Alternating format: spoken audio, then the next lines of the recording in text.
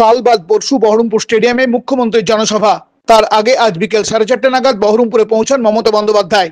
নিরাপত্তা বেষ্টনীতে থাকা ব্যারাক স্কয়ারের হেলিপ্যাডের চারপাশ ঘুরে তিনি পায়ে হেঁটে চলে যান সার্কিট হাউসের দিকে। সূত্রের দাবি, কাল তিনি মালদা যাবেন, সেখান থেকে ফিরবেন বহরমপুরে। পরশু সার্কিট হাউস থেকে যাবেন জনসভা করতে স্টেডিয়ামে।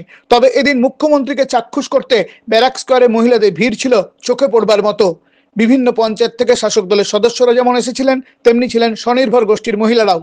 তাছাড়াও সাধারণ মহিলারাও মুখ্যমন্ত্রীকে দেখতে এদিন ভিড় করেছিলেন মাঠে। মাঠে এসেছেন কেন? মাঠে এসেছি দিদিকে দেখতে।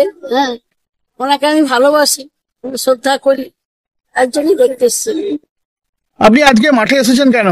দিদিকে দেখার জন্য। কেন? মানে দেখিনি, ছোট থেকে দেখার জন্য মানে একটু উৎসাহ আছে। অনেক হেল্প করে আমাদের বাচ্চাদের, আমাদের মাদের, লক্ষ্মী ভান্ডার পায়, অনেক কিছু মানে হেল্প করেছে, ঘর বাড়ি দিচ্ছে যাদের ঘর নেই, ওই জন্য দেখতে এসেছি। আমাদের দিদি আজকে আমাদের বহরমপুর এখানে আসবেন, বহরমপুরে উনার স্বাগতমের জন্য আমরা এসেছি। দিদিকে আমরা মন থেকে চাই। দিদির উন্নয়নে আমরা অনেক উন্নতি হয়েছি বা উন্নয়ন করেছে আমাদের এলাকায়, মেয়েদেরও সামাজিক ভাবে উন্নতি হয়েছে। প্রকৃত জনদরদি বলে মনে হলো আমার। পুরো মাঠটি ঘুরে উনি প্রত্যেক জনের কাছে গেলেন, তাদের কে অভিবাদন জানালেন, তাদের সাথে কথা বললেন এবং ছোট ছোট বাচ্চাদের কাছেও গেলেন।